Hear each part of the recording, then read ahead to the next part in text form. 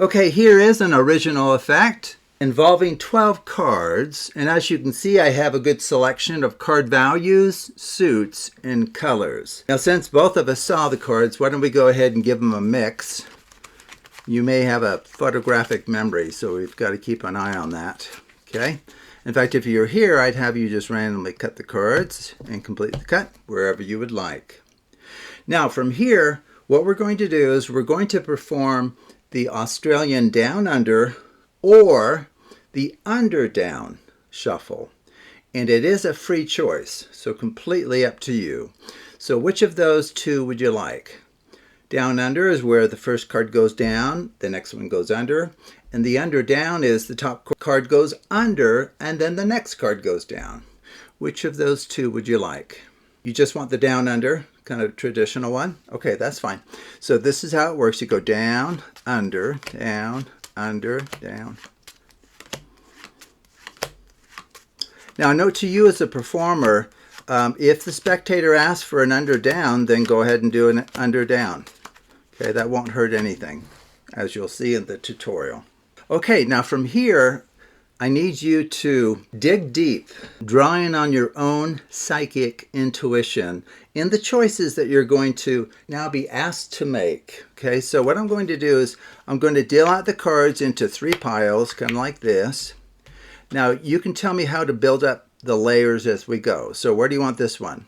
Up there, and then center bottom, and then top left.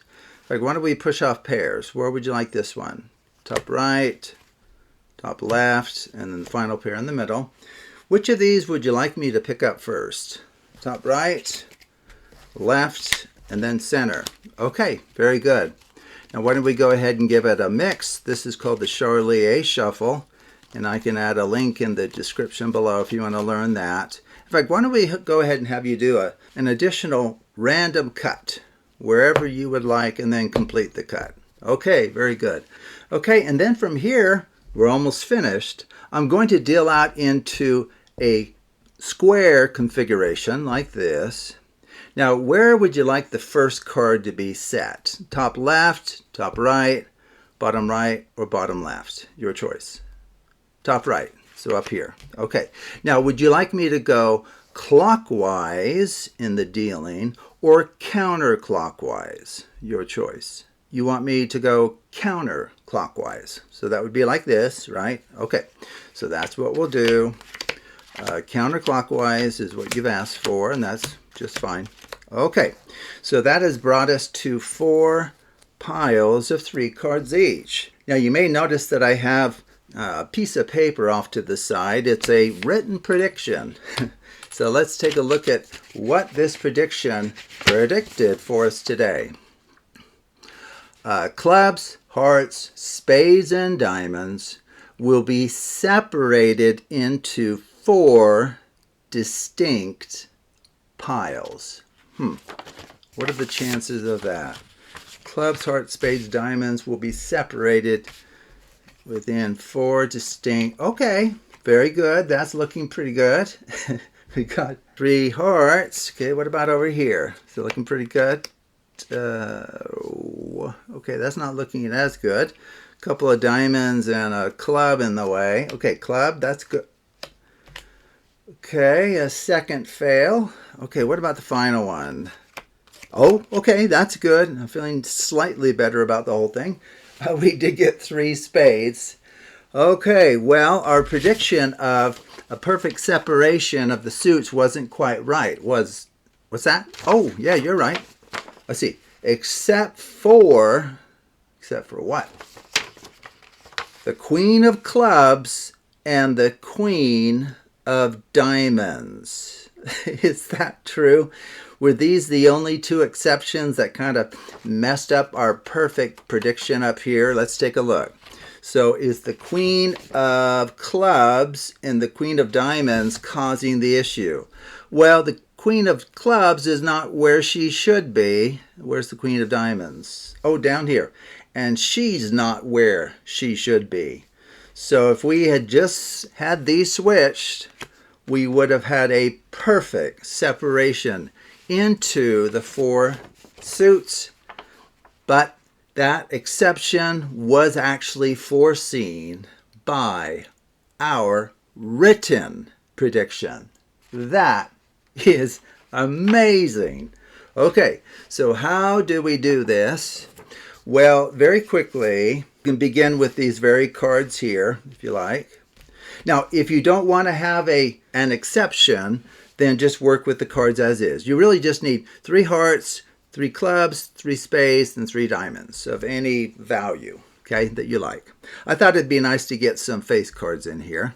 Now, if you want an exception, like I had, all I did was I kind of did this, right, as far as the preparation. And now just randomly pick these up, maybe alternating colors generally. Okay, so these are primarily black there, and then we'll get primarily red and then black. Okay, so as a final preparation for this, all you need to do is deal these out into 3 piles, like so. Random stack these, it doesn't matter. So what this does, you have to remember we have exceptions though. This is a 3 cycle of cycle length 4. Okay, so this is a cyclic construction. Now you'd be able to see that a little bit more clearly if we didn't put in the exceptions. So for example, we have spade, diamond, club, heart, spade, diamond, club, heart. And then over here it kind of goes wacky, right? Spade, club, diamond, heart, right? Because of the exceptions disrupting things. Okay, so essentially it's a pattern that repeats 3 times, but keep in mind any exceptions that you may have put in. But you don't need to explain any of this, of course, to the spectator. All you would do is bring out the cards, display them, and say, boy, we got a good selection of card values, suits, and colors. It's going to look that way, especially with the exceptions that we put in.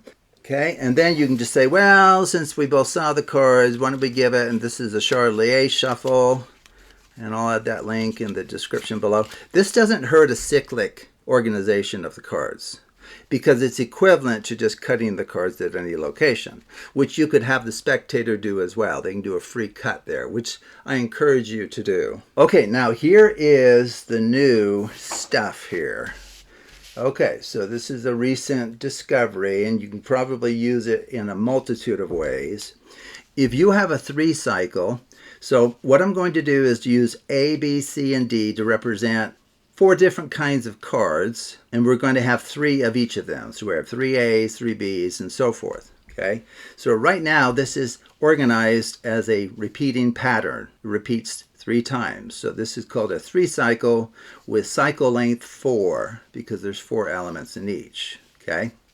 Now it ends up that for this organization of a packet of 12 cards, there are 2 invariant structures relative to the down under and under down. But the wonderful thing is they are analogous. And it doesn't matter which one you get, this whole thing will work perfectly as shown. So for example, when you perform the down under, what will happen after that is you'll have, quote, 3 D's, so D, D, D, and then you'll have 3 B's, and then a CA, CA, CA. Now remember, these are just representing different cards, the kind that we chose at the beginning. Now if you remember, after that down under, or if we had done an under down, I dealt out into 3 piles. I did like 1, 2, 3, so it's like D, D, D. And then the next layer, I allowed you to build up however you wanted. It's like put a B here, and then B, and then a B. And then I pushed off pairs, like this. And it doesn't matter where those go. So after reconstructing this particular organization, we're going to have this new 3 cycle. But the key is it is a 3 cycle. It's a pattern that repeats 3 times. Okay. Now, an analogous thing happens for the under down. The only difference is the A's, B's, C's, and D's switch places. So now we get 3 A's, 3 C's, and then a DB, DB, DB. So you do the same, dealing out the top 3 into 3 piles. The next layer, however you want to build it up, C, C, C, and then push off pairs into those 3 individual piles, and you'll get a 3 cycle of a different ordering of the cards, but it's a 3 cycle nonetheless. Now, since both of these are 3 cycles with cycle length 4, okay, there's 4 cards within each cycle, What that means then, so if the first card here goes down, let's say it's a C, and the spectator wants to go clockwise, that's fine. So this would be C, A, B, D. C, A, B, D. C, A, B, D. And so we will have collected all of the C's would be here, A's would be here, the B's would be here, and the D's would be here. So we brought together the sets of 3 that we want together at the end. I hope you enjoyed that, and I encourage you to take a look at other videos on the Absolute Math Magic channel.